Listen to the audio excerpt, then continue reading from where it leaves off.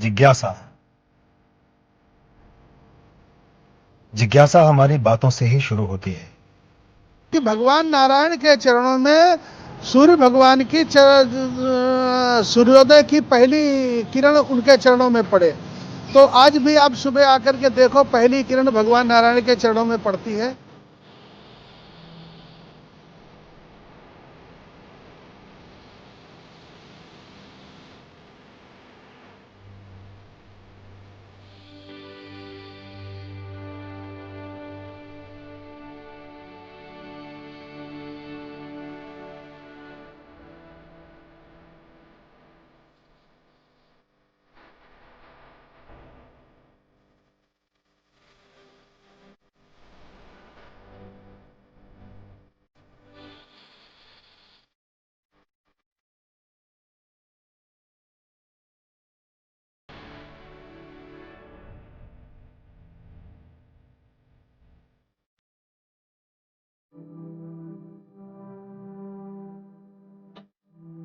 ये हमारा प्राचीन जो लक्ष्मी नारायण मंदिर है, ये सन्निहित सरोवर तट पर स्थित है।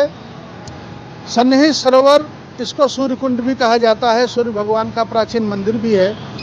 उसके सामने ये जो हमारा प्राचीन श्री लक्ष्मी नारायण मंदिर है, ये शहर का अद्वितीय मंदिर और अति प्राचीन मंदिर है।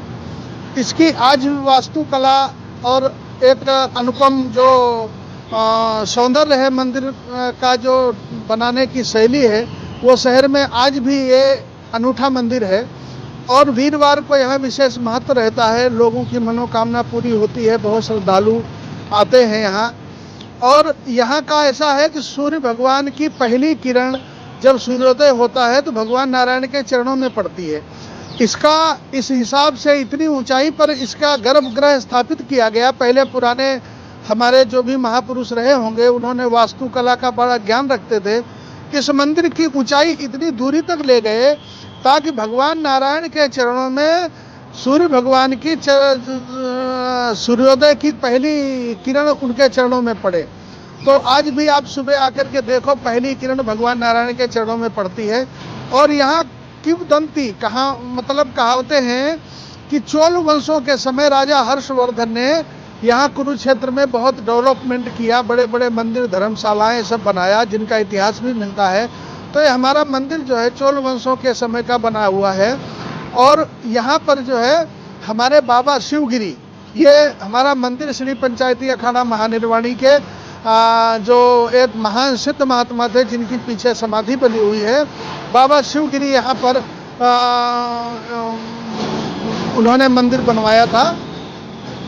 और तब से हमारी साधुओं की परंपरा यहाँ पर केशव गिरी महन जी, पुरुषोत्तम गिरी महन जी, हरिनंदन गिरी महन जी, विजय गिरी महन जी, अभी मैं महंत अनूप गिरी अभी मैं आया हूँ। तो हम लोग इनके मंदिर की देख रेख सेवा करते हैं। ये हमारे कई पीढ़ियों से परंपरा चली आ रही है। तो यहाँ पर जो जहाँ पर आप बैठे हो, ये हरियाणा का इतनी ऊंचाई पर पहला मंदिर है।